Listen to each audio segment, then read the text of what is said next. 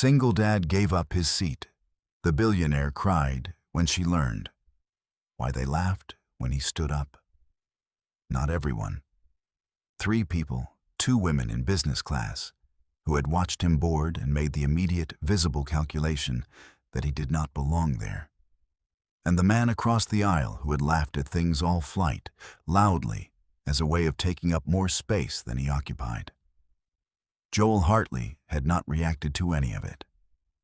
He'd found his seat, 4C, aisle, the one upgrade he allowed himself twice a year when the flight was long, set his backpack carefully in the overhead bin, and sat down with the contained economy of a man who has learned not to cost anything in public spaces. He'd been in the seat for 11 minutes when the family appeared. A woman, young, mid-20s. The specific exhaustion of someone who has not slept in longer than a day, was standing in the aisle with a baby on her hip and a toddler holding her other hand, and the expression of someone doing the math on a situation that doesn't have a good solution. Her seat was 27B. Her toddler's seat was 27C. Her baby was a lap infant, which meant the baby had no seat. Row 27 was at the back of the plane. Row 4 was not. She was looking at her boarding pass, at the seats around her, at nothing and everything at once with the particular quality of someone who is trying very hard not to ask for help. Joel stood up. He said, "Take this one, I'll move back." The 2 women in business class, Marianne Pollard and her colleague Sandra Fitch, who ran a mid-sized retail consultancy and were traveling to Chicago for a client pitch, turned to look at him. Marianne said, low but audible, "Oh, for heaven's sake." Sandra made a sound that didn't need words. The man across the aisle laughed. "Big gesture," he said, to no one in particular. Joel looked at the young mother. "It's easier with a baby in the wider seat. You'll want the extra space." He took his backpack from the overhead bin. Aisle seat at the back isn't much different. The woman looked at him. Her eyes were the kind of tired that goes all the way to the bone, and something in them shifted when he said it. Not gratitude exactly, not yet, because she was too tired for the full architecture of gratitude. Just a door opening. Just, okay. "Thank you," she said. "Don't mention it." He moved past her down the aisle, what Marianne Pollard said under her breath as he passed. "Some people will do anything for attention." Joel heard it. He kept walking. What Marianne didn't know, what no one on that flight knew, not the young mother, not the man across the aisle, not the flight attendant who had watched the whole thing with her arms crossed and her expression carefully neutral, was who Joel Hartley was, and what he was carrying in that backpack, and why he had booked seat 4C in the first place. What none of them knew was that in 22 rows of distance and 3 hours of flight time, the woman in seat 4C was going to learn something that would take the seat from under her and put her somewhere she didn't expect to be. But first, 27B, a middle seat. A man who had given something up and sat down and opened his book and thought about his daughter. He thought about his daughter a lot. 4 hours earlier, he had been watching her sleep. The flight was at 6 a.m., which meant leaving the apartment at 4:30. Joel had been awake since 3:15. Not anxiety. He'd learned to sleep through anxiety years ago. The way you learn to sleep through anything if the alternative is not sleeping. He was awake because he wanted the extra hour, because Maisie went to school on the days he traveled, dropped by his sister, and he wouldn't see her until Thursday evening, and 2 days felt long. She was 8. She slept like she'd been poured into the bed. Completely, deeply, without any of the guarded quality that sleep sometimes takes on in adults who've been surprised too often. She had a quilt that had been her grandmother's and a stuffed fox named Gerald, who had one ear repaired with blue thread from a sewing kit Joel had bought specifically for the purpose. She had a poster of the solar system on the ceiling above her bed that she'd memorized. Not because anyone asked her to, but because she'd looked at it enough times. He stood in her doorway at 3:45 and watched her sleep for a few minutes. He'd been doing this for 4 years.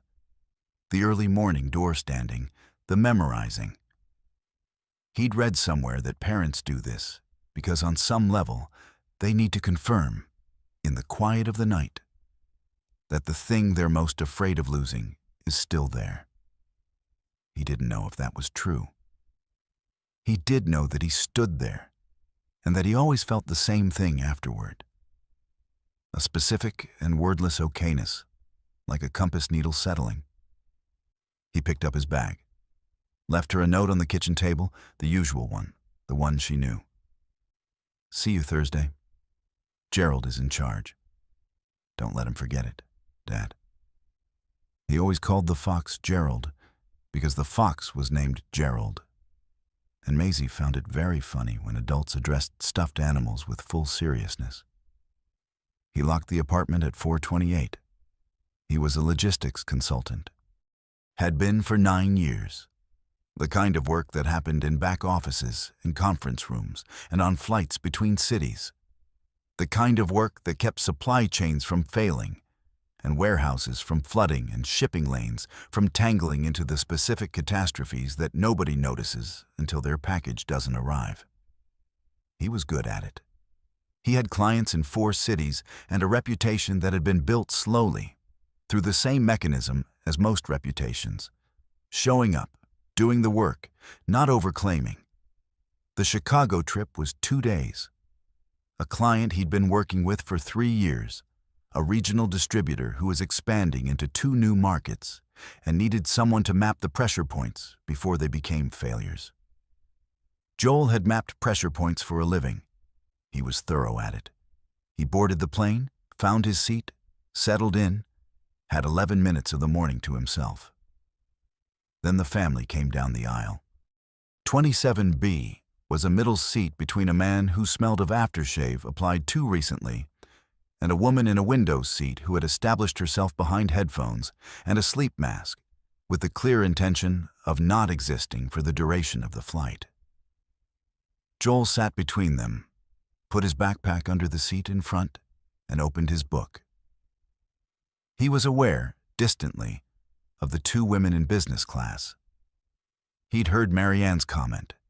He'd registered its quality, the specific tone of someone who needs a gesture to be about attention so they don't have to consider what it might otherwise be about. He wasn't angry about it. He'd been around enough people to know that certain kinds of comments come from a particular kind of discomfort, and the discomfort usually has nothing to do with the thing it's commenting on. He read his book. The aftershave man fell asleep. The window woman didn't move for an hour. The flight attendant, a woman named Beth, according to her name tag, who had the practiced warmth of someone who has done this long enough to mean it rather than perform it, came by with drinks. "Whatever you're having," Joel said. "We have orange juice, coffee, and the psychological reward of knowing you did something good today." She said it quietly, just for him, with a small expression that was not quite a smile and exactly right. He accepted the orange juice. Marianne Pollard did not sleep on planes. She worked on planes. Always had. Her assistant knew to book her window seats, and her clients knew she'd be reachable at altitude, which had become, over 22 years in business, a kind of minor legend in the circles she moved in. She was the woman who returned emails from 30,000 feet. She was the woman whose out of office bounced back before anyone thought to check. She ran Pollard Consulting from an office in Midtown Manhattan and a second in Chicago and a third in London that she visited twice a year and thought about constantly. She had 11 full-time staff and a client list that included 4 names recognizable to anyone who followed retail media. She had been profiled twice in trade publications and once in a general business magazine that had described her as a force of nature with a spreadsheet. She was 53. Her husband had died 9 years ago. She had 2 adult children she spoke to on Sundays, and 1 grandchild she'd met 4 times and intended, always, to visit more. She was working through a client deck when Sandra, beside her, fell asleep somewhere over Pennsylvania. Marianne worked for another 40 minutes. Then, because the deck was done and the alternative was looking out the window, she did something she rarely did on planes. She stopped. Just stopped. Closed the laptop. Looked at the seat back in front of her. The seat that was not occupied by her. That she had not given up for a young mother with 2 children. And that she had watched a man in a worn jacket relinquish without hesitation or performance. And that she had said something about. She replayed what she'd said. Some people will do anything for attention. She turned it over. It sat in her chest in a way that was slightly different than she'd expected. She'd thought it would sit lightly, the offhand comment, the small joke between herself and Sandra. It was sitting heavily. She wasn't entirely sure why. She pressed the call button. Beth appeared. "The man who moved back," Marianne said, "to 27B. Do you know anything about him?" Beth looked at her with the measured expression of someone trained in discretion. "I don't share passenger information." "No, of course." Marianne paused. Does he seem all right?" Beth's expression shifted, not dramatically, just a fraction of a degree. "He seems fine," she said. "I made a comment when he stood up. It wasn't generous." Beth looked at her for a moment. "He heard you," she said. "He didn't react." Marianne absorbed this. "No," she said. "He wouldn't, would he?"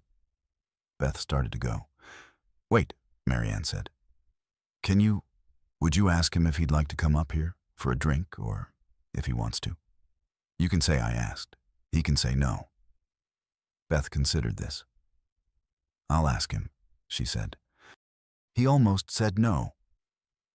He was 3 chapters into the book, and the aftershave man had stopped smelling, and the window woman had shifted into a position that suggested she might be awake, and the middle seat was a middle seat. But fine. He was fine. But Beth relayed the message with the specific neutrality of someone who wasn't editorializing. And something in that neutrality made him curious. Not about Marianne. He'd met Marianne Pollard many times, in many configurations, in the way that anyone who travels for work meets the same 12 types of people in rotation. But about why? He said yes. He followed Beth to the front. Marianne Pollard was upright in seat 4C with her laptop closed, which, he would learn later, was unusual enough that Sandra had roused from her sleep to check if she was all right. He sat in the empty seat across the aisle. "Thank you for coming up," Marianne said. "Of course. I said something rude when you moved back. I wanted to address it directly." He looked at her. She was precise, contained, the kind of person who had done everything on her terms for so long that doing something not on her terms, requesting his presence, initiating an apology, had a slightly uncomfortable quality that she was managing visibly. "You don't have to," he said. "I know I don't. That's not why I'm doing it." He nodded. "What's your name?" she asked. "Joel Hartley." She extended a hand. He shook it. "Marianne Pollard." "I know," he said. "You were on the cover of Supply Chain Quarterly 2 years ago. I'm in logistics consulting. We follow the same people." Something moved in her expression, the small recalibration of someone who has reassigned a person into a different category. Not an upgrade, exactly. More like a correction. "I assumed you were..." She stopped. "Traveling for another reason," he said. "Yes." "It's an easy assumption," he said. "I don't wear the job." He looked at his jacket, worn in a way that was not exactly fashion and not exactly negligence, just worn. I have a daughter. She has opinions about what I buy. Something happened in Marianne's face at that. How old? She said. 8. He paused. She named her stuffed fox, Gerald. She's very committed to the name. Marianne looked at him. At the book in his hands, a novel, dog-eared at the current page. You got up very quickly, she said, when the family came in. I have an 8-year-old, he said. I know what that looks like. A baby and a toddler and a middle seat at the back. She was going to spend the whole flight managing a geometry problem. He shrugged. 4C isn't that different from 27B. It is, though. He thought about this. A little, he said. Not enough to matter. Marianne was quiet. Outside the window, the cloud cover had broken somewhere over Ohio, and the ground was visible far below, a patchwork of fields and roads in the brown-green of early spring. I have a grandchild, she said. He's 2. I keep meaning to visit. She said it without apparent intention, the way things sometimes come out when the usual management systems are down. Joel looked at her. How far is the flight? He asked. 3 hours, less than this one. Same math, he said. She looked at him. Same math, she said. What Joel hadn't said yet, what was in the backpack he'd retrieved from overhead and carried with him to the front of the plane, was why he'd originally booked 4C. What was in the backpack that made him careful with it when he set it in the bin, that he'd thought about on and off since 3:45 in the morning, that connected to Maisie in a way he hadn't mentioned to Marianne Pollard or to anyone else on this flight. He would tell her, not to explain himself, not for any strategic reason, just because she'd asked what she asked, and the connection was there, and sometimes the right answer to a question you didn't mean to ask is the true one. Can I show you something? Joel said. He unzipped the front pocket of the backpack. He pulled out a folded piece of paper and a small notebook. The piece of paper was a drawing. Crayon, the thick kind for small hands. A plane, elongated in the way children draw planes, more hopeful than aerodynamic. Inside the plane, visible through the windows, 2 stick figures, one taller, one shorter, both with large circular heads and expressions that were more emotion than anatomy. Below the plane, in handwriting that was still learning its own rules, Dad helps people on airplanes. Joel looked at it for a moment before he passed it to Marianne. She made it last week, he said. When I told her about the trip, she asked what I do on planes, and I told her, I don't know. Sometimes if someone needs something, you help. Marianne held the drawing. She drew you helping someone, Marianne said. She drew it before this flight. He paused. It's the first time I've looked at it since I left the house this morning. Marianne held the drawing carefully, the way you hold things that belong to someone else and are more important than they look. Maisie, Joel said. Her name is Maisie. Something happened in Marianne Pollard's face. Not a small thing. Not the fraction of a degree shifts from earlier. Something that started somewhere behind her eyes and moved visibly through the composed architecture of her expression until it arrived at the surface as something she hadn't had on a plane, or possibly in some other contexts, in a very long time. She was crying. Not theatrically, not dramatically. The specific quiet kind, 2 tears, close together, that came and were not immediately addressed. Sandra had woken up at some point in the last few minutes. She was watching from the corner of her eye with the expression of someone who is witnessing something they didn't expect and is choosing correctly to be very still. I'm sorry, Marianne said. She reached for a tissue from her bag. I don't know what that was. You don't need to explain it, Joel said. It's a child's drawing, she said, on a plane. Yes. And you carry it in your front pocket. I carry it in the front pocket so I can find it without unpacking. He paused. I look at it when the trip feels long. She held the drawing for another moment. Then she handed it back carefully. She's right, Marianne said. About what you do? Joel folded it, put it back in the front pocket. I haven't always, he said. There were years when I wouldn't have stood up. Too worried about what it cost. He looked at the seat back. Having her, she reset the math on that. Marianne looked out the window, at Ohio or Indiana now, tilting below them. I need to visit my grandson, she said.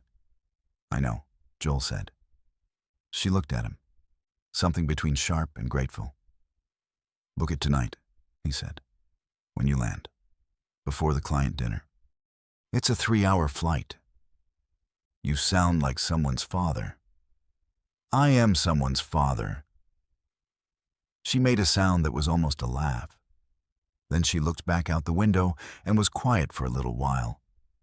And Joel let her be quiet, because sometimes the right thing you can do for someone is not fill the space. The consequences, that word again, always consequences. Though what comes next isn't punishment, just what follows from things. We're quiet ones. Marianne Pollard booked a flight to visit her grandson the night she landed in Chicago. She booked it at 7:43 p.m., 20 minutes before the client dinner, on her phone in the back of the car. And when Sandra texted to ask why she was late, she responded, doing the math. Sandra didn't know what that meant. She filed it. The visit happened the following weekend. Marianne was there for 4 days, which was 3 days longer than she'd originally planned when she planned to visit. Her daughter-in-law, who had braced for a businesslike 2-day appearance, found instead someone slightly unfamiliar, occupying the familiar shape. Not softer exactly, just present. Actually there, in the room, on the floor, building a block tower that a 2-year-old destroyed approximately every 90 seconds, and rebuilding it every time. Her daughter-in-law texted her son about it after the first night. He texted back, what happened on the plane? She didn't know. But something had. Joel landed in Chicago at 9:12 a.m. He worked for 2 days. The client, the pressure points, the mapping of what would break and when and how to prevent it. He was good at it. He liked it, the structural clarity of it, the way systems that seem chaotic have a legible logic once you find the right angle. He called Maisie both evenings. She reported on Gerald's behavior, mostly exemplary, one incident involving the solar system poster that she declined to elaborate on, and on a project at school involving papier-mâché that was going, by her description, adequately. What does adequately mean? Joel asked. It means it's not great, but it's not ruined, she said. It's in the middle part. The caterpillar part, he said, and then stopped, because that was someone else's phrase from a different script in a different story, and it wasn't his. What? Maisie said. Nothing. Adequately is fine. Adequately is survivable. I know, she said. I'm not worried about it. She wasn't. She was, in this and most things, substantially less worried than him, which he suspected was either very healthy or a sign that she trusted him to do the worrying for both of them. He didn't mind either interpretation. He flew home Thursday evening. She was awake when he got back, which she was not supposed to be, sitting at the kitchen table with Gerald the fox and a book she'd been pretending to read. You're supposed to be asleep, he said. I was reading. In the dark? I was thinking about reading. He put his bag down, sat across from her. She looked at him with the thorough, unhurried attention she always brought, checking, confirming, the compass needle settling on her end too. How was it? She said. Good. The client's going to be all right. And the plane? He thought about 4C and 27B and a young mother whose name he hadn't gotten, and a woman with a closed laptop somewhere over Ohio and a drawing in a front pocket. Something happened on the plane, he said. She leaned forward slightly. Tell me. He told her. All of it. The seat, the comment, the drink invitation, the drawing, the woman's face when she held it, what she'd said, what she'd done after, which he didn't know yet, but Beth, the flight attendant, had texted him. She'd taken his card, pressed it into his hand as he deplaned, said quietly, She asked me for your contact. I gave her my number instead. I'll pass along if anything comes of it. I thought you should know it landed. Maisie listened with the serious attention of someone taking notes. When he finished, she was quiet for a moment. She cried, she said. She did. Because of my drawing? Because of what it meant, he said. What you drew. Maisie looked at Gerald the fox, at the table, back at him. I'm glad she cried, she said. Not cruelly, matter-of-factly. Crying usually means something got through. Joel looked at his daughter. Where did you get that? He said. She shrugged. You cry sometimes, when things matter, and then you're better after. He held her gaze for a moment. Go to bed, he said. Okay. She stood, tucked Gerald under her arm, walked to the hallway, paused. Dad. Yeah. I'm glad you helped on the airplane. I always will, he said. She nodded, with the satisfaction of someone confirming something already known. She went to bed. He sat at the kitchen table alone for a little while, in the good quiet of a home that was occupied and full, and thought about pressure points and the places where systems are most likely to give way, and how the same skills that mapped infrastructure could sometimes, if you were paying attention, map something else. He looked at the note he'd left for her, still on the table, folded in half, his own handwriting. See you Thursday. Gerald is in charge. Don't let him forget it. She'd left it there for him. He left it on the table. Let it stay a little longer. A week later, a card arrived in the mail. No return address at first glance. He almost missed it between a utility bill and a catalog. Small envelope, heavy paper stock, the handwriting of someone who had learned cursive in an era when it was taught properly. Inside, a single card, plain, 4 lines. Mr. Hartley, I visited my grandson last weekend. 4 days. I built a block tower approximately 40 times. You were right about the math, Ems Pollard. He read it twice. He put it on the kitchen table next to the drawing. When Maisie came home from school, he showed her both. She read the card, looked at the drawing, looked at him. She has nice handwriting, she said. She does. 40 times is a lot of block towers. It is. She thought about it. I think that means she stayed a long time. 4 days, he said. Maisie nodded with the gravity of someone completing an equation. She put the card next to the drawing on the table, stepped back, looked at them side by side. That's a good story, she said. It is, he agreed. Can I keep the card? It's addressed to me. Can I keep it anyway? He looked at his daughter, at the card, at the drawing next to it, the plane with 2 stick figures, the large circular heads, the words below. Dad helps people on airplanes. Yeah, he said. You can keep it. She picked it up, read it again, carefully, the way she read things that mattered. Then she carried it to her room. Gerald tucked under one arm, the card held in the other hand like something she intended to look at again. He stood at the table. Outside, late afternoon, the good light. He left the drawing where it was. Realm must end.